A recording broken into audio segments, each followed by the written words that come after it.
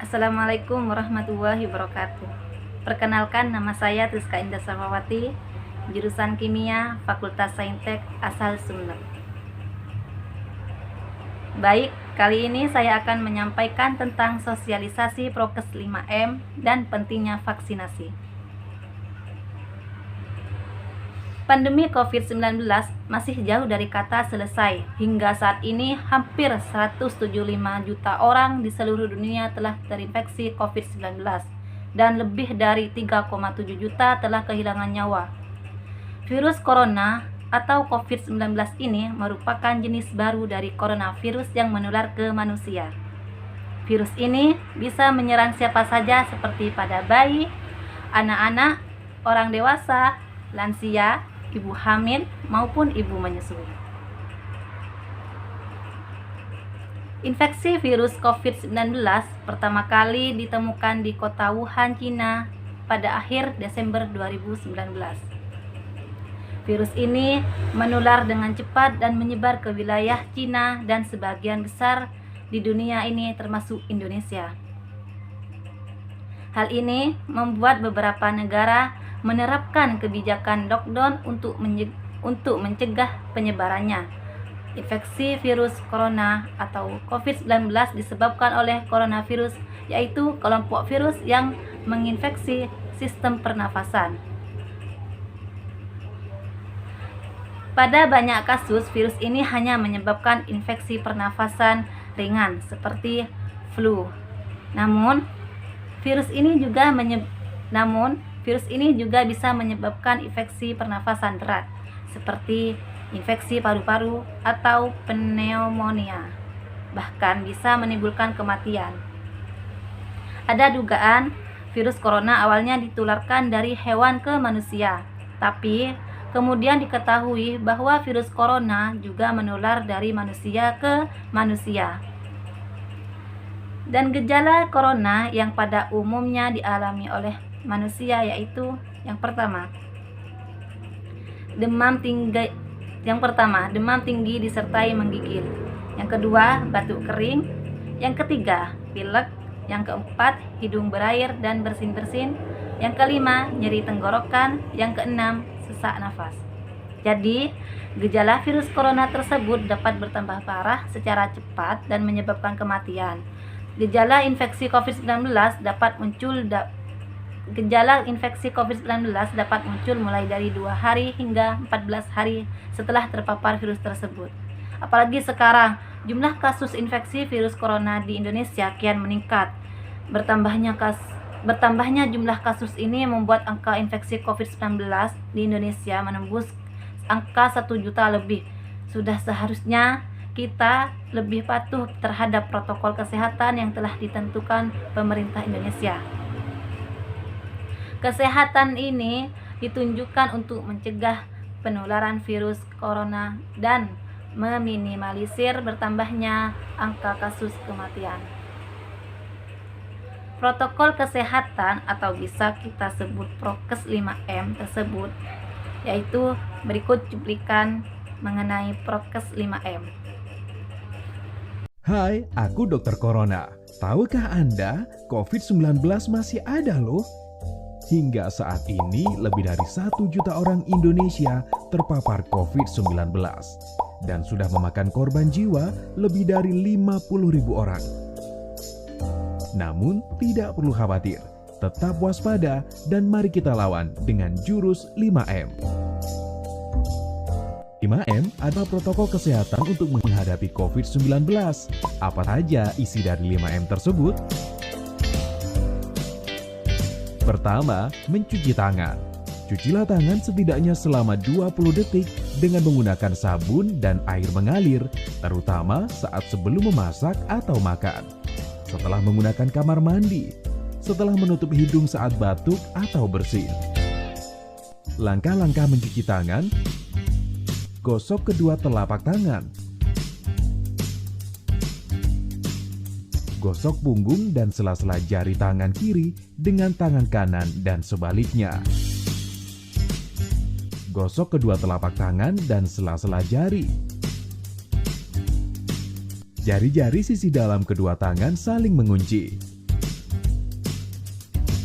Gosok ibu jari kiri berputar dalam genggaman tangan kanan dan lakukan sebaliknya. Gosokkan dengan memutar ujung jari-jari tangan kanan di telapak tangan kiri dan sebaliknya. Untuk membunuh virus dan kuman-kuman lainnya, gunakan cairan antiseptik berbasis alkohol atau hand sanitizer. 2. Memakai masker. Sebelum memasang masker, cuci tangan pakai sabun dan air mengalir, atau bila tidak tersedia, gunakan hand sanitizer.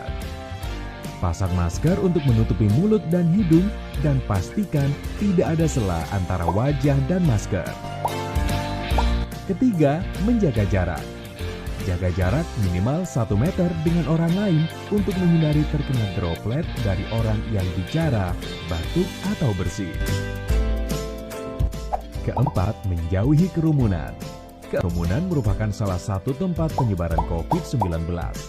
Semakin banyak dan semakin sering bertemu orang, maka kemungkinan terinfeksi COVID-19 semakin tinggi. Dan yang kelima adalah dengan mengurangi mobilitas. Semakin banyak menghabiskan waktu di luar rumah, maka semakin tinggi pula kemungkinan terpapar virus ini. Oleh sebab itu, apabila tidak ada keperluan yang mendesak, tetap berada di rumah.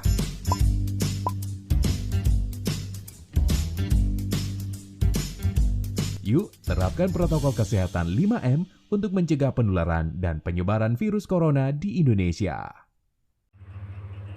Selanjutnya, pentingnya vaksinasi di masa pandemi COVID-19. Sejak vaksin COVID-19 tiba di Indonesia, tidak sedikit masyarakat yang belum setuju akan anjuran pemerintah untuk menjalani vaksin COVID-19 ini. Padahal, pemberian vaksin ini sangatlah penting, bukan hanya untuk melindungi masyarakat dari COVID-19, tetapi juga memulihkan kondisi sosial dan ekonomi negara yang terkena dampak pandemi ini. Vaksinasi atau imunisasi bertujuan untuk membuat sistem kekebalan tubuh seseorang mampu mengenali dan dengan cepat melawan bakteri atau virus penyebab infeksi. Tujuan yang ingin dicapai dengan pemberian vaksin COVID-19 adalah menurunnya angka kesakitan dan angka kematian akibat virus ini. Meskipun tidak 100% bisa melindungi seseorang dari infeksi virus corona, vaksin ini dapat memperkecil kemungkinan terjadinya gejala yang berat dan komplikasi akibat COVID-19. Selain itu, vaksinasi COVID-19 bertujuan untuk mendorong terbentuknya herd immunity atau kekebalan kelompok. Hal ini penting karena ada sebagian orang yang tidak bisa divaksin karena alasan tertentu. Di antaranya yaitu anak-anak, remaja berusia di bawah 18 tahun, dan orang yang menderita penyakit tertentu. Misalnya diabetes atau hipertensi yang tidak terkontrol. Jadi, dengan mendapatkan vaksin COVID-19, kita tidak hanya melindungi diri kita sendiri, tapi juga orang-orang di sekitar Anda yang belum memiliki kekebalan terhadap virus corona ini. Dan penting juga untuk kita tetap menjaga daya tahan tubuh, karena dengan imunitas tubuh yang kuat, kita tidak akan mudah sakit sehingga kebugaran tubuh tetap terjaga. Beberapa cara untuk meningkatkan daya tahan tubuh adalah mengkonsumsi makanan bergizi, rutin berolahraga, mengelola stres dengan baik, serta beristirahat dengan cukup. Jadi, dengan adanya vaksin COVID-19 diharapkan bisa menjadi solusi untuk menyudahi pandemi yang telah memakan banyak korban jiwa, serta melumpuhkan aktivitas masyarakat. Berikut ini cuplikan mengenai vaksinasi. Untuk video ini, kami akan membahas 5 vaksin corona yang berbeda, yaitu vaksin dari Pfizer-BioNTech, Moderna, AstraZeneca Oxford, Sputnik V, dan tentunya yang pertama masuk ke Indonesia, Sinovac. Terdapat sejumlah perbedaan antara vaksin-vaksin corona ini. Perbedaan terbesar di antaranya adalah perbedaan berdasarkan cara kerjanya. Maka, untuk video ini, perbedaan itulah yang akan kita bahas.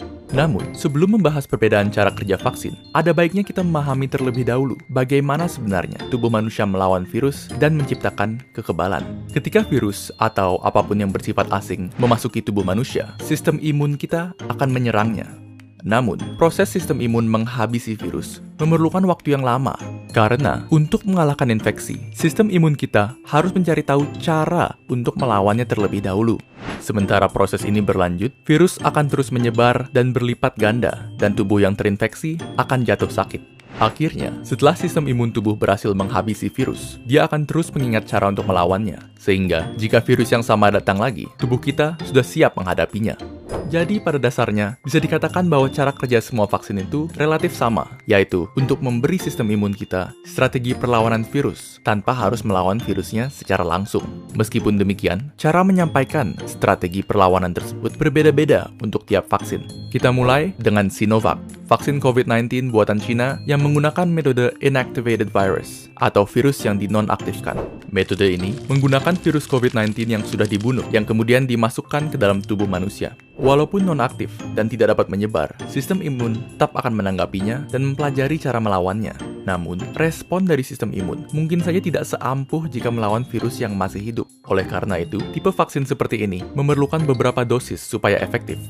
Selanjutnya, terdapat vaksin dari AstraZeneca dan Sputnik V yang menggunakan metode viral vector. Berbeda dengan metode virus non-aktif, metode ini menggunakan virus yang masih hidup namun relatif lebih lemah, seperti adenovirus yang menyebabkan pilek.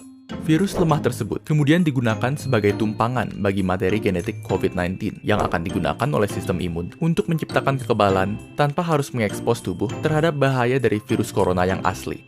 Dan selanjutnya, metode yang paling banyak dibicarakan dan yang termutakhir di antara vaksin-vaksin yang ada, yaitu vaksin mRNA yang digunakan oleh Pfizer dan Moderna. Cara kerja vaksin ini lumayan keren, jadi dengarkan baik-baik. Di dalam COVID-19, terdapat suatu protein yang sangat penting.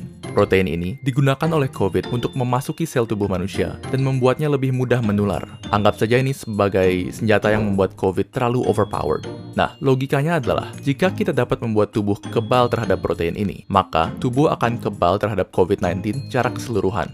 Yang dilakukan oleh peneliti vaksin adalah mengambil bagian dari DNA COVID yang mengandung blueprint untuk protein ini, dan kemudian merubah blueprint tersebut menjadi instruksi bagi sel tubuh untuk membuat proteinnya.